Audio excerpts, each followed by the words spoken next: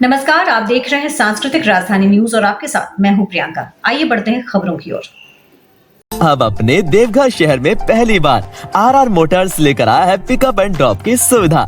यानी तुम्हें अपनी बाइक जब भी सर्विस पर भेजनी हो, बस आरआर मोटर्स को फोन लगाओ, ये आपकी बाइक को खुद ही सर्विस सेंटर पर ले जाएंगे और सर्विस के बाद ड्रॉप भी कर जाएंगे। आरआर मोटर्स सभी प्रकार के 2 पहिया वाहनों की सर्विस सेवा प्रदान करता है।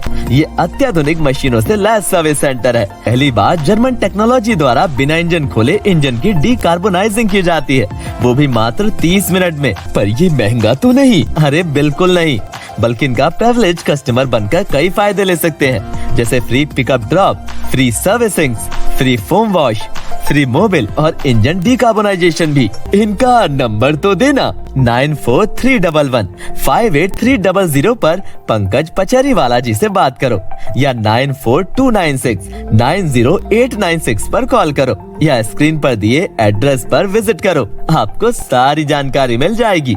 खबरों में बात करते हैं चिरेका प्रशासन की, जिसने विगत 2 दिनों में झारखंड पश्चिम बंगाल सीमा पर विरोध के बावजूद अतिक्रमण हटाओ अभियान के तहत 83 घरों को तोड़कर लोगों को बेघर कर दिया है, जो रेलवे की जमीन पर अपना आशियाना बनाकर कई वर्षों से रह रहे थे। चिरेका प्रशासन की ओर से सीपीआरओ उत्तम कुमार मैती ने दलील दी है कि इन्हें 1 वर्ष से हटने के लिए कहा जा रहा था, लेकिन जब ये नहीं हटे तो इन्हें जबरन हटाने के लिए बुलडोजर और आरपीएफ बलों को लगाया गया। मामले को लेकर इंटक नेता इंद्रजीत सिंह ने कहा कि चिरेका प्रशासन ने इस कड़कड़ाती ठंड में जबरन अतिक्रमण हटाकर अमानवीय चेहरा दिखाया है, जिसकी हम निंदा करते हैं। अगर हटाना इतना जरूरी ही था तो कम से कम सर्दी का मौसम गुजर जाने देते। इस ठंड में बुजुर्ग और बच्चों पर आफत टूट पड़ी है। चितरंजन में लगातार हो रही बेदखली अभियान से बेघर हुए लोगों की जिम्मेदारी बाराबनी विधायक विधान उपाध्याय ने ली है। उनके निर्देश पर सामाजिक कार्यकर्ता भोला सिंह और सुभाष महाजन की देखरेख में असहाय लोगों को आश्रय और भोजन उपलब्ध कराने का काम किया जा रहा है। 25 परिवारों को Hindustan cables boys high school में आश्रय दिया गया है। उनके लिए खाने की भी व्यवस्था की गई है। चितरंजन से बेदखल किए गए परिवार अपने सिर पर छत और 2 वक्त के भोजन के साथ यहीं गुजर बसर कर रहे हैं। गरीब परिवार असहाय हो गए हैं, उनके बच्चे भी शिक्षा से दूर हो गए हैं। सफाई कर्मी का काम करने वाले रंजीत राम का एक बेटा राजीव कस्तूरबा गांधी स्कूल में 9वीं कक्षा में पढ़ता है। जितेंद्र मल्लिक की बेटी संध्या 8वीं और बेटा चंचल 5वीं कक्षा में पढ़ रहे हैं।